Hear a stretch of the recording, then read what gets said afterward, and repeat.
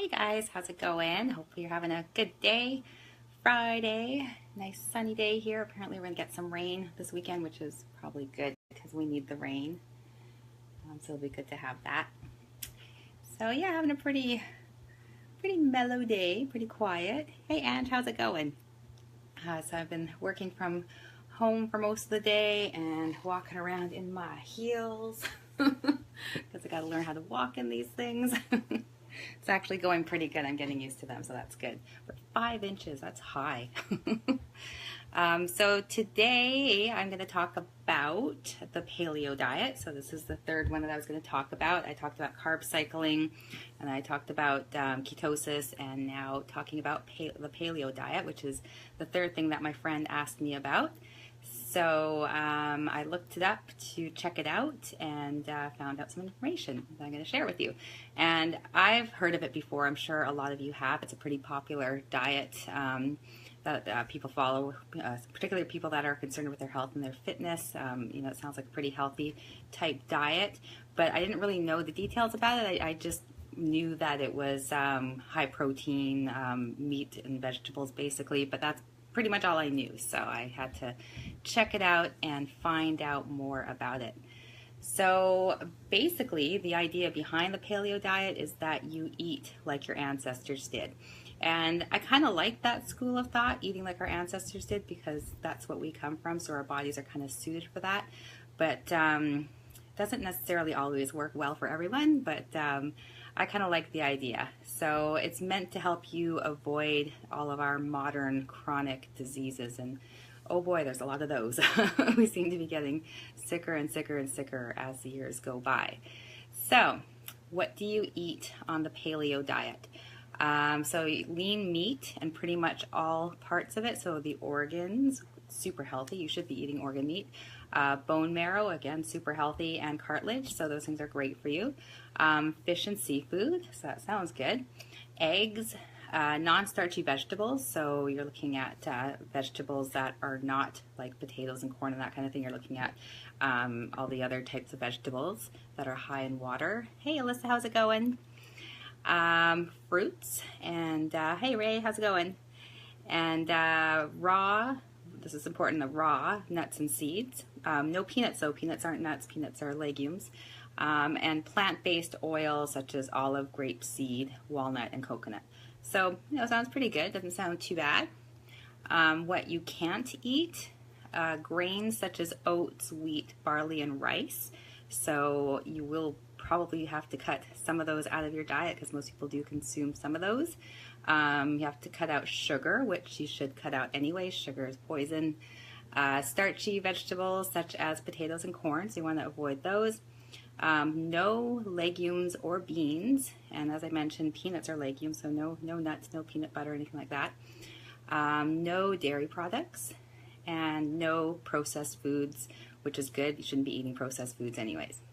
So that's a lot of stuff you would need to cut out of your diet, and probably stuff that you do eat right now. So you'd have to give this one a little bit of thought before you decided to commit to it. So what are the pros of the paleo diet? So you'll eliminate processed foods from your diet, so that's good. That's something that we all should be working towards. The diet is anti-inflammatory, and inflammation is basically the root of all disease, so that's a really good pro. You'll likely feel fuller because it's relatively high in protein, so that's good.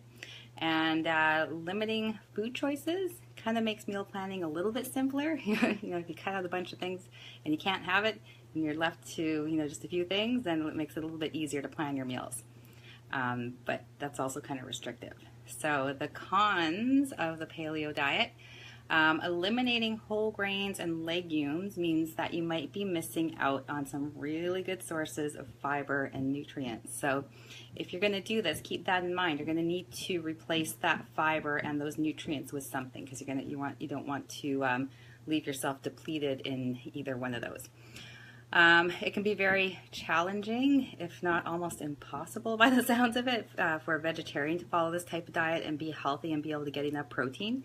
I know a lot of vegetarians use beans as a source of protein, but you can't have any on this particular diet. So that could be really tough. You also, like for vegetarians, can't have tofu or anything like that. I'm not really sure exactly what protein sources vegetarians would be able to have, but if you are a vegetarian and you want to try this diet out, make sure you look into that and make sure that you're going to be able to get enough protein to be healthy. Hey Joanne, how's it going? This is a very restrictive diet, and most people aren't able to stay on a super restrictive diet long term. So that's another con, is that it might not be something that you're going to be able to do long term. And also it can be time consuming and expensive. So those are some cons, 4 pros, 4 cons. But something to think about for sure if you're curious about it. It's not like a super crazy unhealthy diet. It's just going to take a little bit of time and effort to get it right, to make sure you're getting the proper nutrients that you need.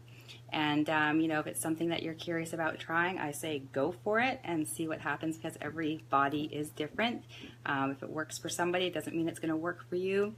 If it doesn't work for somebody, it might still work for you. So, you know, give it a try, but really think about it before you commit to it.